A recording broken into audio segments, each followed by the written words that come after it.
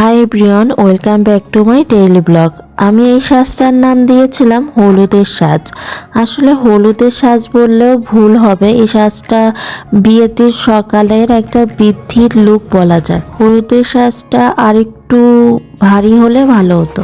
প্রথমে আমি আইব্রোটা ভালো করে এঁকে নিয়েছিলাম, তারপরে কনসিলার দিয়ে সুন্দর করে সেট আপ করে নিলাম। এবার ফাউন্ডেশনটা দিয়ে নেব। ফাউন্ডেশনটা আমি হাতে দিতে বেশি পছন্দ করি, তারপরে তুলি দিয়ে সুন্দর করে ফাউন্ডেশন দেওয়ার পরে কনসিলারটা দেব।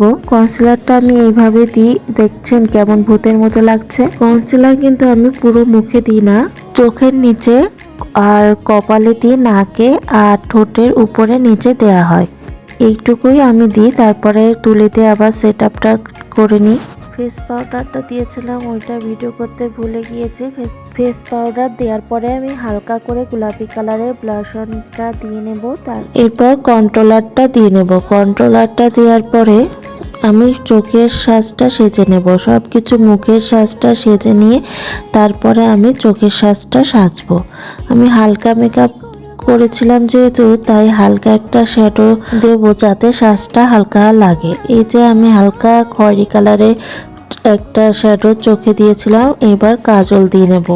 মোটা করে কাজল দিয়েছিলাম, কাজল দিতেই আমি বেশি ভালোবাসি। কাজলটা দিলে এই চোখটা কেমন বড় বড় লাগে। তারপরে মাস্কারা দেওয়ার পরে আমি আমার লিপস্টিকটা দিয়ে নেব। আমি আমার মতো করে দিয়ে নেব, আমি যেভাবে দিয়ে থাকি। আপনাদের সাথে আমি আগেও শেয়ার করেছি আমি কিভাবে লিপস্টিকটা দিই। প্রথমে আমি খয়েরি কালার দিয়ে কোনা করে এঁকে নিয়ে তারপরে গোলাপি কালারের লিপস্টিকটা দিয়ে নেব। আর এই কালারটা একটু হালকা করার জন্য আমি হালকা একটা কালার ইউজ করেছিলাম। তারপরে কনসিলার দিয়েও কিন্তু লিপস্টিকটা হালকা করা যায়, আমি সেইভাবেই হালকা করে নিয়েছিলাম। এরপর আমি টিপটা পরেছিলাম। প্রথমে উপরে টিপ পরেছি যে ভালো লাগছে, তারপরে মনে হলো যে নিচে টিপ পরলেই বেশি ভালো লাগছে। এই যে এখন আমি টিকলি পরব, ফুলের সাজটা সেজে নেব। ফুলের এই সেটটাও কিন্তু ভারী সুন্দর, মনে হচ্ছে অরিজিনাল ফুল। আর ফুলের সেটগুলো পরলেই কিন্তু অনেক সুন্দর লাগে, একটা অন্যরকম স্নিগ্ধ একটা সাজ লাগে। আমার এই মেকআপ ভিডিওটা অবশ্যই কেমন লাগলো কমেন্টে জানাবেন। আর আপনারা কি পারু লুকের ভিডিও দেখতে চান কিনা, মেকআপ ভিডিও অবশ্যই কমেন্টে জানাবেন। আপনারা দেখতে চাইলে আমি ভিডিওটা আপলোড করব। আর আমাকে এই সাজে কেমন লাগছে আর আমার মেকআপ ভিডিওটা কেমন লাগলো অবশ্যই কমেন্টে জানাবেন।